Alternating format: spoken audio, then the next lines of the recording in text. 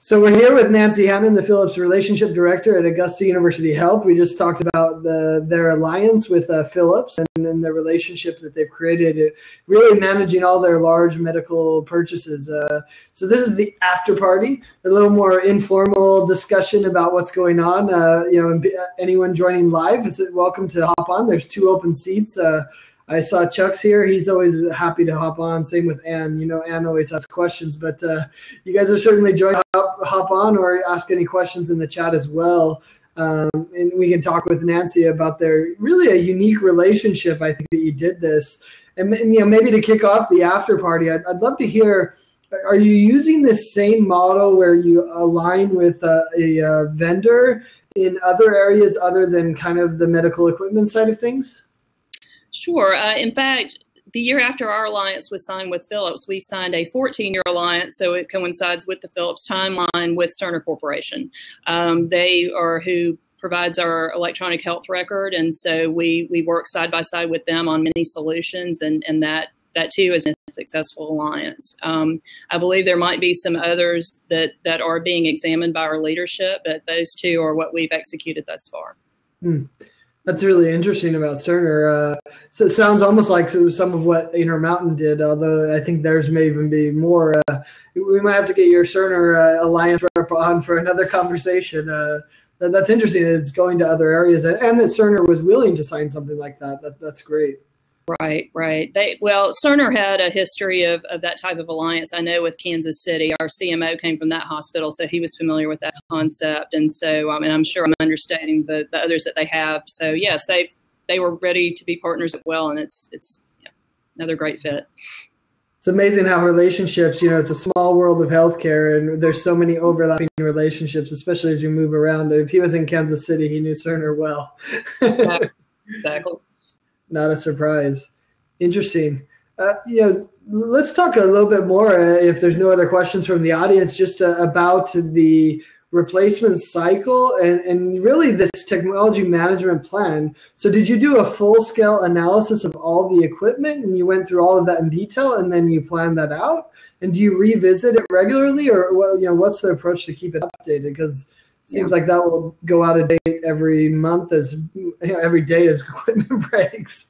Sure. Well, when you say regularly, if you mean daily, then yes, we examine it daily. So before the alliance was signed, there was an assessment done for all the imaging and monitoring equipment. And at this point, by the way, we've replaced over 800 pieces of monitoring equipment and over 60 pieces of imaging equipment. Again, due to some of the aging nature and the kind of the big bang for the first 2 years. But those plans, each item has a number, and who's the maker, what's the model, what's the serial number, what year was it purchased, what's the useful life. And so it comes up on a rotation, and it's a database that you can obviously go in and sort by fiscal year. And part of the structure for the alliance, we have the highest level is a joint oversight committee made up of 5 executives from Philips and 5 executives from AU Health. And then there are work groups that fall underneath that leadership structure that work in different areas. There's a PI work group, a finance work group, and a technology work group. There's also a service work group, but the technology work group is, and all these work groups are headed up again by one Philips leader and one AU Health leader. They both are at the head of the table working together. So the technology work group is a very busy group, and we look at that technology mapping plan for the future, see what needs to be added or deleted. When we get new requests for technology, they all come through that work group. Sometimes those require a business plan that need to be analyzed or all kinds of different discussion. Philips will call in somebody to do a demo and explain which technology is available, and we kind of work from there. This all affects, and I know we haven't talked a lot about the financing other than to say that this smooths payments for us so that we have we know what we're going to spend each month and each year. That technology work group, depending on what we purchase or don't purchase, affects our payments each year. So that's something we look at very closely. We try to make the best decisions.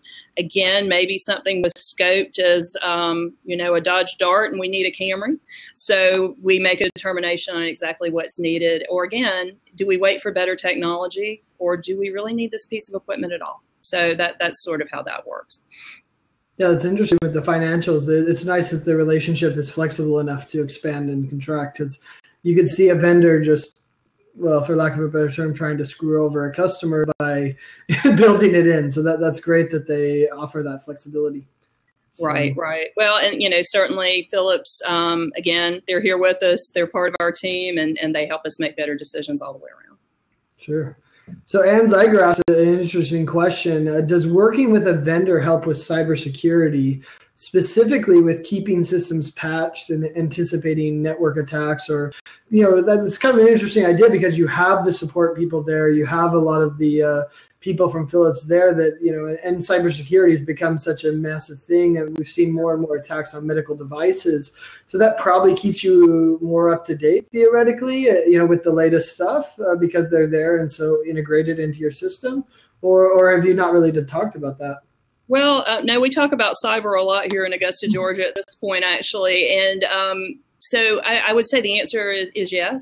The Cerner, our Cerner counterparts do work closely with us. We have started meeting with their security director. And anytime that a piece of equipment's coming in or an unknown entity and how's it connected to the network, he and his team are involved.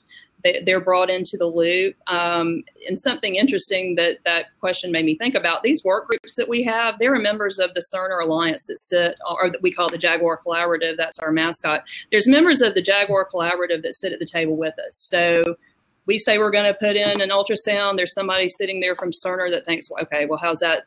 What do we need to do to facilitate that? Or what is the security risk for that? So yes, it ties in very well. And also gives you an open platform for open communication anytime you have a question along those lines. So, yes.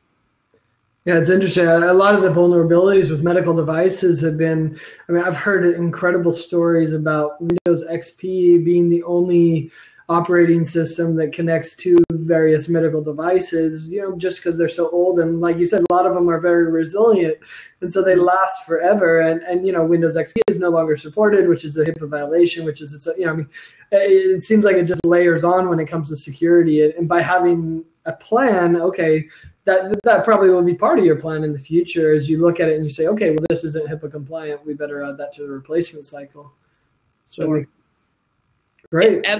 Absolutely, it does. It does. And it's just better coordination and better education. Again, with us trying to sit together, and that's not to say that sometimes we don't miss something and have to double back and call IT or vice versa, but we are all sitting together. We're trying to break down those silos that just sort of naturally exist in a large academic medical center and have everybody at the table to work through things at the onset. That's great. Well, any final thoughts to kind of wrap up the after party? Any final thoughts about the Alliance? Seems like you're a fan. Absolutely. Definitely a fan.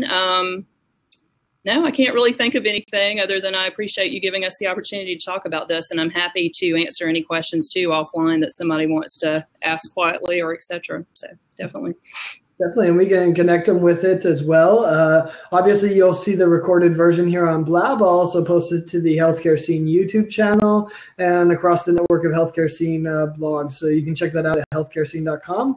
Once again, I want to thank our special guest, Nancy Hannan from Augusta University Health. She's the Philips Relationship Director. Thanks so much, Nancy. Thank you.